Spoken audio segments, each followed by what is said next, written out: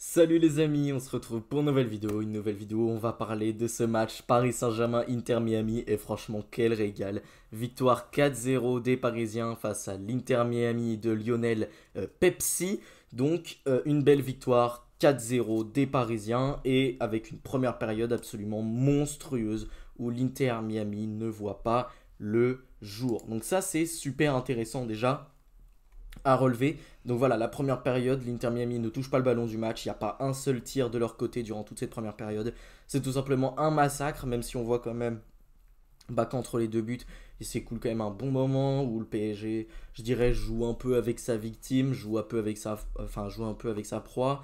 On aurait dit un petit peu un chat au moment de tuer la souris qui prend plusieurs moments avant de la tuer. Mais là, voilà, c'est fait.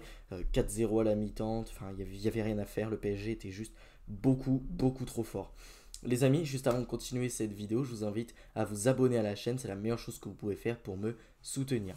Donc si on regarde un petit peu les statistiques, on voit 67% de possession à 33 du coup, avec un Inter Miami qui a assez peu mis le pied sur le ballon, surtout en première période, même si en seconde période on voit notamment ici qu'il y a un beau temps fort de l'Inter Miami et ensuite ça se rééquilibre un peu. Le PSG, ça se voit que sur la deuxième période ils en pouvaient plus, ils sont vraiment cramés, les joueurs ils sont vraiment très fatigués et je pense que cette compétition, si le PSG la gagne, le PSG la gagnera sur les premières mi-temps. Je pense que voilà, le PSG est très cramé, a joué énormément de matchs cette saison, va avoir encore du mal à conclure les suivants. Donc je pense que voilà, ils vont essayer d'aller chercher les victoires le plus rapidement possible et juste essayer de tenir sur les fins de match. Et c'est ce qu'on a vu face à l'Inter Miami, même si bon, je pense que même à 2-0, l'Inter Miami ne serait jamais revenu, n'aurait jamais battu ce Paris Saint-Germain. Au niveau du nombre de XG, on est à 2,49 du côté du Paris Saint-Germain. Donc on est sur une équipe qui s'est créée énormément d'occasions très dangereuses. Il y a également 19 tirs, 7 grandes chances tout de même. Donc on voit que le PSG a pu manquer quelques occasions dans des grosses zones. Et d'ailleurs on va regarder un petit peu les statistiques. T'as que 0,38 XG pour l'Inter Miami qui a été globalement assez inoffensif, 9 tirs cadrés côté PSG, 7 grandes chances pour seulement une côté Inter Miami, 4 grandes chances manquées côté Paris Saint-Germain. Donc voilà, le PSG a globalement été complètement au-dessus, même si en seconde période je trouve que ça a été quand même très compliqué à certains moments. Inter Miami met beaucoup plus le pied sur le ballon. Également, Messi se réveille un peu, où il a eu de belles occasions, mais bon, j'ai quand même l'impression que ce PSG a un petit peu arrêté de jouer. Peut-être mettait moins d'envie, mettait moins d'intensité. Ça s'est vu au pressing, on était moins bon. Et d'ailleurs, ça s'est également un peu vu sur l'entrée de Dembélé, parce que Dembélé, du coup, se retrouve un petit peu. Je dis pas sevrer de ballon du tout, c'est pas forcément le problème, mais on voit qu'il rentre dans une équipe qu'on a un peu plus rien à faire de ce match. Donc Dembélé, voilà, il rentre, il a fait une entrée intéressante, on y reviendra, même si bon, on voit qu'il est quand même un petit peu gêné encore, peut-être par sa blessure. Il y va tranquillement, ça s'est vu, et il vaut mieux qu'il y aille tranquillement et qu'il soit prêt pour soit Flamengo, soit le Bayern Munich en quart de finale et qu'il démarre titulaire, même si pour le coup on avait Doué en neuf, même si ça a été Barcola également un bon moment dans le match. Ça a plutôt bien fonctionné, donc on y reviendra, mais c'était assez intéressant. Donc voilà un petit peu pour ce qui est des statistiques, globalement le PSG a été carrément au-dessus. Au niveau des compositions, du côté du PSG, on avait une équipe qui était quasiment l'équipe titulaire, hormis le fait qu'il n'y avait pas Ousmane Dembélé avec un Donnarumma dans les cages, qui a fait vraiment son boulot, il n'y a rien à dire, il a été bon balle au pied, il a été bon sur le peu d'arrêts qu'il a eu à faire, donc rien à dire.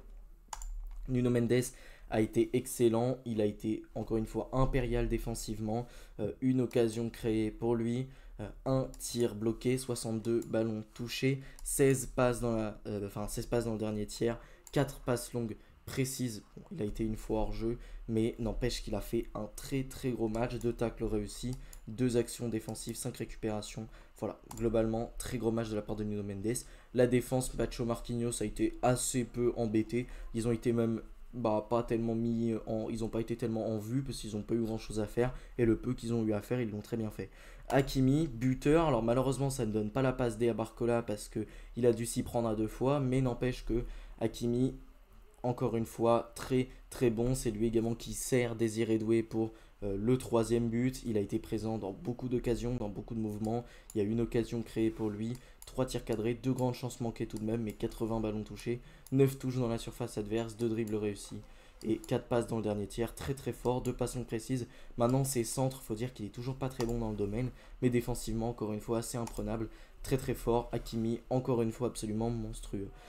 João Neves qui est élu homme du match selon Fotmob, je crois que c'était Vitinha qui, enfin je crois que c'est Vitinha qui l'a été élu dans la réalité, à voir. João Neves du coup 9,1 de note avec 2 buts marqués pour lui, un premier comme face à Manchester City quasiment, même s'il y avait le petit rebond avant face à Manchester City et qu'on était de l'autre côté, mais globalement c'est à peu près la même idée. Encore une fois une combinaison avec Vitinha, on essaie d'aller chercher le second poteau sur le corner, ça a très bien fonctionné et João Neves marque son but. Et ensuite sur le deuxième, bonne combinaison entre Barcola et Fabian Ruiz qui donne, Fabian Ruiz qui sert João Neves tout seul dans l'axe, extrêmement bien joué, très bien placé, et encore une fois, beaucoup d'intensité. Je disais que quelquefois on le voyait pas trop offensivement, João Neves, qui pouvait manquer peut-être un petit peu de projection de choses. Bah, là, rien à dire pour le coup, il a fait parfaitement, il a fait tout parfaitement, tout ce qu'il fallait faire pour me plaire, et il a fait un énorme match. Encore une fois, 2 tirs cadrés, 63 ballons touchés, 3 touches dans la surface adverse, 8 passes dans le dernier tir, 3 passes précises, 1 tacle réussi, 1 interception, 2 actions défensives et 5 récupérations. Très très fort, et enfin 2 duels remportés sur 2, donc voilà, rien à dire, très très fort. Vitinha, monstrueux, 117 passes réussi, c'est le joueur qui a créé le plus d'occasions, c'est également le joueur qui donne la passe D pour João Neves. Il a été de partout, il a trouvé des passes absolument dingues. Je pense à une passe également pour Barcola, où Barcola passe pas loin du but, il y a eu un arrêt de Oustari, mais il a été monstrueux. Vitinha, il a vraiment pris sa revanche face à Messi. 132 ballons touchés, une touche dans la surface adverse, un dribble réussi, 27 passes dans le dernier tiers, je sais pas si on se rend compte, un centre réussi, 9 passes longues précises, extrêmement précis. Vitinha, 8 récupérations, 4 actions défensives, 2 interceptions et 1 dégagement, c'est quand même assez énorme, et 2 duels remportés sur 2, très très fort. Et Fabian Ruiz également au milieu, alors il sort assez tôt, hein, il sort à la 45e comme Marquinhos, mais il a été très bon, une occasion créée, il donne la passe D pour João Neves, il a été bon au milieu, il a fait de belles récupérations. D'ailleurs c'est une récupération de Fabian Ruiz qui est à l'origine du but contre son camp de Avilés. Donc voilà, très bon match de Fabian Ruiz également. Et pour les attaquants, on a eu un Guevara qui a fait extrêmement mal, une occasion créée pour lui, une grande chance manquée, 69 ballons touchés, 9 touches dans la surface adverse, 2 dribbles réussis. Il a été vraiment monstrueux, il a fait extrêmement mal sur son côté. D'ailleurs Weigand pour moi aurait pu prendre un carton rouge, on va parler de l'arbitrage, mais franchement il y a eu des fautes absolument immondes faites par cet Inter Miami qui aurait peut-être mérité des cartons de couleur plus sombre. Mais voilà, écoutez, c'est comme ça. On a également eu Messi qui a pu avoir un comportement un petit peu étrange vis-à-vis de Vitinha. Alors je suis pas sûr, il y en a qui ont parlé de coups. Je suis pas sûr, mais si c'est le cas, c'est pas beau encore une fois. Mais bon, on est un peu habitué avec cet énergumène sur lequel je ne reviendrai pas dans la suite de ce débrief, parce que même s'il a été bon sur la deuxième partie du match, globalement il n'a pas été excellent sur la première période, il est complètement inexistant. Voilà, et encore une fois, le mec a 40 ans, il n'a toujours pas appris à faire du pressing, c'est quand même assez catastrophique.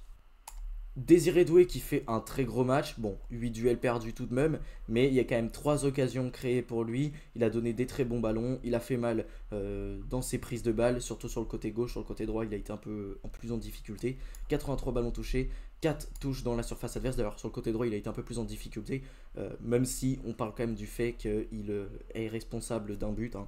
Il a quand même été très très bon Désiré Doué, 4 touches dans la surface adverse, 2 dribbles réussis, 9 passes dans le dernier tiers, c'est très fort, 2 centres réussis et 3 passions précises réussies, très très bien, défensivement comme d'habitude beaucoup d'impact, ainsi que Bradley Barcola qui fait un très très gros match, 2 occasions créées pour lui, 2 tirs cadrés, une grande chance manquée, 1 tir bloqué, 49 ballons touchés, 11 touches dans la surface adverse, 2 dribbles réussis, 3 passes dans le dernier tir, excusez-moi, une passe longue précise, et défensivement beaucoup de très bons retours, donc voilà. Et pour ce qui est des entrants, Beraldo fait une entrée intéressante, ainsi que Warren que j'ai beaucoup aimé, qui a mis beaucoup d'impact, qui a peut-être été un peu moins précis dans les derniers gestes, mais globalement il fait une entrée très intéressante. Ousmane Dembélé, bonne entrée également, même si on voit qu'il est encore un petit peu à tâtons je dirais. Lucas Hernandez, bon rien à dire dessus, ainsi que Lee Kang-in qui fait une entrée plutôt correcte. Donc voilà un petit peu ce que j'avais à dire pour ce match. Le PSG se hisse en quart de finale, devrait affronter soit Flamengo, soit le Bayern Munich. On le saura globalement à minuit. Voilà, on devrait le savoir à minuit. Quel sera l'adversaire du Paris Saint-Germain en quart de finale. Et donc ça se jouera le 5 juillet. Vous aurez évidemment un débrief. Sur ce les amis, je vous rappelle voilà, que j'ai mes épreuves du bac. Je passe mon oral le mercredi 2 juillet. Donc je suis pas sûr du tout de vous sortir des vidéos pendant ce temps-là. Je vais essayer d'en sortir une, mais je vous garantis rien du tout. Donc voilà, je vais quand même essayer de faire de mon mieux, mais là je suis dans les périodes de révision finale. Par contre après cette période, vous inquiétez pas, vous serez abreuvé de contenu sans problème. Les amis, cette vidéo est terminée, j'espère qu'elle vous aura plu. Si c'est le cas, n'hésitez pas à la liker, à la commenter, surtout à vous abonner à la chaîne, c'est la meilleure chose que vous pouvez faire pour me soutenir. Sur ce, salut les amis, à la prochaine.